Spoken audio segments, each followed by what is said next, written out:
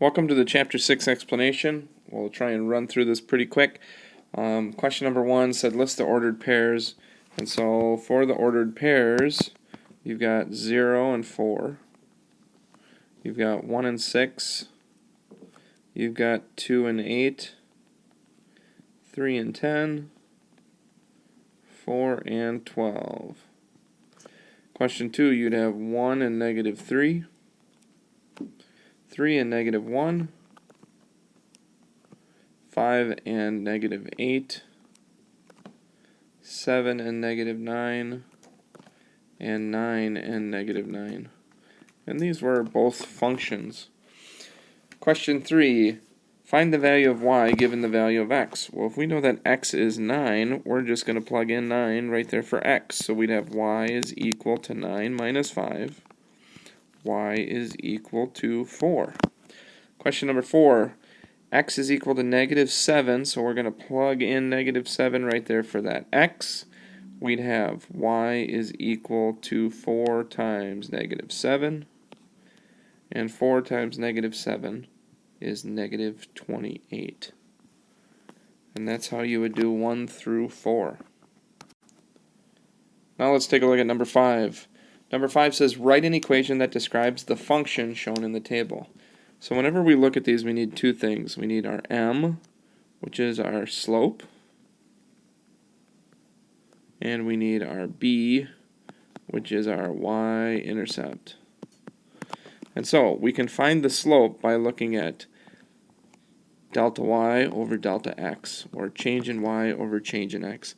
So if I look here, the y is going up by 5, so this is plus 5, so my change in y is 5, and my x is going up by 1, so my m, my slope, is simply 5. To find the y-intercept, you want to find where x is equal to 0, and then look at the y value. In this case, the b is 0. So for number 5, the equation is going to be y equals 5x. You could also have y equals 5x plus 0. Now let's look at 6. We're going to be doing the same thing, except this time they're giving us the function rule. It says the output is 4 less than the input. Please remember that the output is y, and the input is x. And now when we read back through it, it says the output, that's y, is 4 less than the input. So you want to ask yourself, 4 less than what? 4 less than the input, so it's going to be x minus 4. Now they want you to fill in the table, so you're just going to take 1 and plug it in here. 1 minus 4 is going to be -3. Then you're going to plug in 2. 2 take away 4 is going to be -2.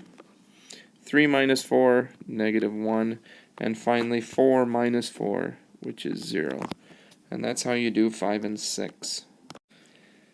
Question number 7. Use the graph or table to write a linear function that relates y to x. This is similar to the last problem that we did, where we just need to find the m and the b. And so if I look at my slope, which is the m, from the graph, I can just use rise over run. It's going up 2 and over 1. And then the y-intercept is where does my line cross the y-axis. So where does this cross my y? It crosses right there at +2. And so now I can write the equation y equals 2x plus 2.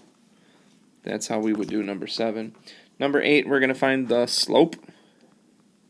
So how is my y changing over how is my x changing? So my y is going +4, +4, +4.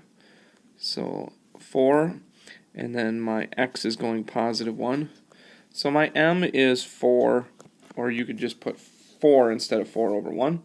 My y-intercept, which is my b, you look for when x is equal to 0. And the y is 0. So to write the equation for 8, you would have y equals 4x. And if you want to, you can put the +0 on there, but you don't have to. And that's how you do 7 and 8.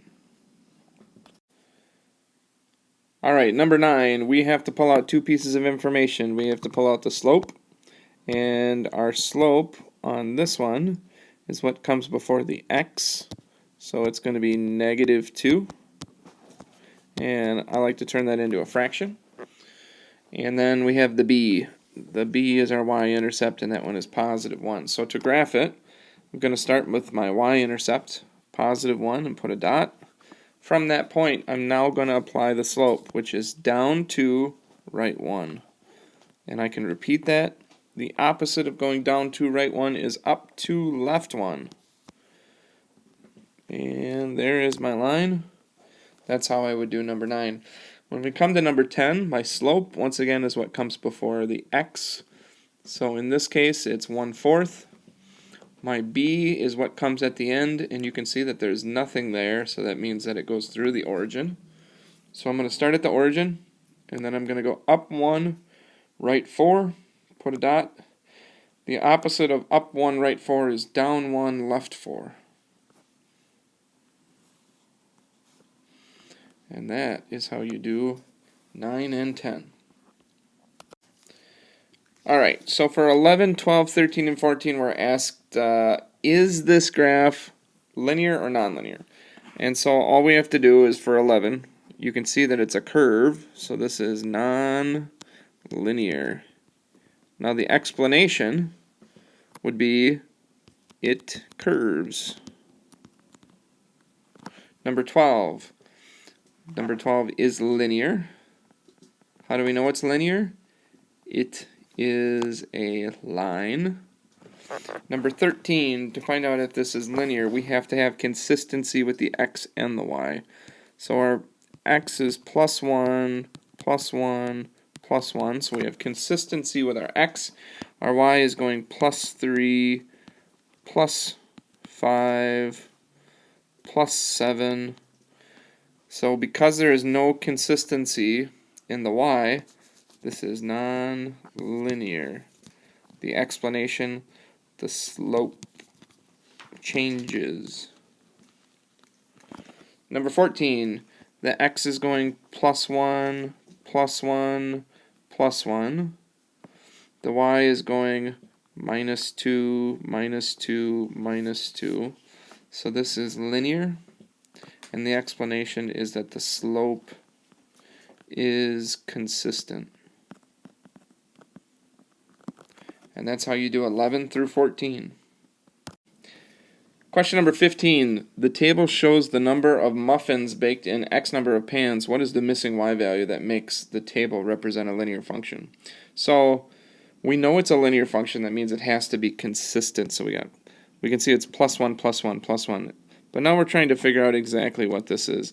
The easiest way to do this is to actually subtract them. So if you go 30 minus 18, it's going to give you 22. No, that's going to give you 12. And because we have to find the halfway point, we're going to divide that by 2. 12 divided by 2 is 6. So we know it's going to go +6, +6, +6. And so 18 plus 6 is going to give us 24. So the missing value is 24. The last one says, the graph shows the water usage for a business. Describe the change in usage from July to December.